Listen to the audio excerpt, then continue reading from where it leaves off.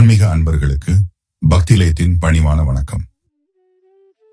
இன்றைய நாளில் இயந்திரத்தனமான நமது வாழ்க்கை முறையில் அறநெறி தவறி ஆன்மீக சிந்தனையற்று வாழ்க்கை சக்கரங்களில் சிக்கி மன நிம்மதி இழந்து துன்புற்று இந்த மகத்தான மானுட பிறப்பின் பயன் அறியாமல் அடையாமல் வாழ்க்கையை முடிக்கும் பெரும்பாலோர் அறிய மறுக்கும் சில உண்மைகள், நமக்கு தெரிந்திருந்தும் புரிந்து கொள்ள மறுத்த இப்படி பல தத்துவங்கள், சின்ன சின்ன விஷயங்கள் நாம் பெரியவர்கள் சொல்ல கேட்டிருக்கிறோம்.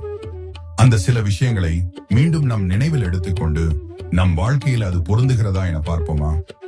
தொடர்ந்து இந்த விஷயங்களை புரிந்து கொண்டால் நிச்சயமாக வாழ்க்கையில் சில மாற்றங்களை உணரலாம், மகிழ்ச்சியாக இருக்கலாம்.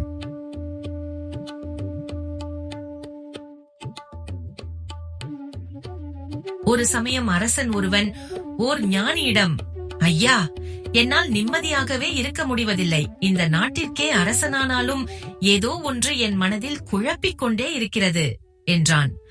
உன் கடமையை நீ சரியாக செய்கிறாயா என்று ஞானி கேட்டார்.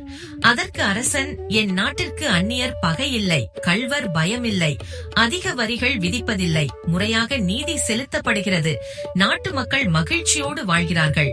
ஆனால் என் மனத்தில் மட்டும் அமைதி இல்லை. இந்த அரச பதவியில் எனக்கு நிம்மதி இல்லை என்றான். உடனே ஞானி, அப்படியானால் ஒன்று செய், உன் நாட்டை என்னிடம் கொடுத்து விடு என்றார். எடுத்துக் கொள்ளுங்கள் என்றான் மன்னன். நீ என்ன செய்வாய் என்றார் ஞானி. நான் எங்காவது போய் ஏதாவது வேலை செய்து பிழைத்துக் கொள்கிறேன் என்றான் அரசன். எங்கோ போய் தெரியாத வேலையை செய்வதை விட என்னிடமே வேலை செய். உனக்கு தெரிந்தது நாட்டை ஆட்சி செய்வது, அதையே செய். என் பிரதிநிதியாக மட்டும் நீ நாட்டை ஆண்டு வா, நான் பிறகு வந்து கணக்கு வழக்குகளை பார்க்கிறேன் என்றார். அதற்கு சரி என்றான் மன்னன்.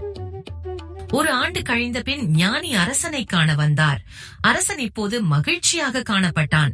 அவரை வரவேற்று உபசரித்தவன் நாட்டின் கணக்கு வழக்குகளை எல்லாம் எடுத்து நீட்டினான். அது கிடக்கட்டும் என்ற ஞானி, நீ இப்போது எப்படி இருக்கிறாய் என்று கேட்டார்.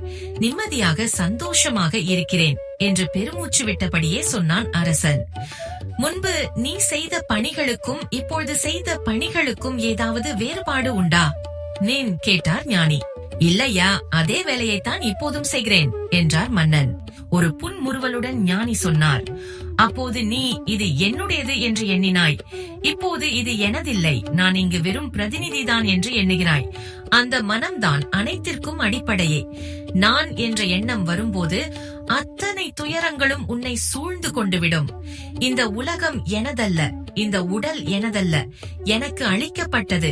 இந்த உயிர் எனதல்ல, எனக்கு கொடுக்கப்பட்டது என்று உணர்ந்தால் துன்பங்கள் அத்தனையும் ஓடிவிடும். இதே மனநிலையுடன் இந்த நாட்டை நீயே ஆட்சி செய் என்று கூறிச் சென்றார் ஞானி. ஐம்புலன்களையும் இடைவிடாமல் நெறிப்படுத்துபவன் மனம் ஒருமித்தவன் ஆகிறான். அவனிடம் சலனங்கள் ஏற்படுவதில்லை. இன்று எது உன்னுடையதோ அது நாளை வேறு ஒருவருடையது. எங்கிருந்து பெறப்பட்டதோ அது அங்கேயே திரும்ப பெறப்படும். சந்தேகம் என்பது கொடிய நோய், மரணமே நிரந்தர முடிவு. நம்பிக்கை என்பது உயிர் போன்றது, அதுவே நிரந்தரமான மகிழ்ச்சியாகும். நம்பிக்கையோடு வாழ்வோம், எல்லாவற்றிற்கும் அவனே பொறுப்பு என்று எண்ணி நிம்மதியடைவோம். இது போன்ற சின்ன சின்ன விஷயங்களை தினம் ஒன்றாக பார்ப்போமா? புதிய பதிவுகளை பார்க்க பக்திலயம் சேனலில் இணைந்திடுங்கள்.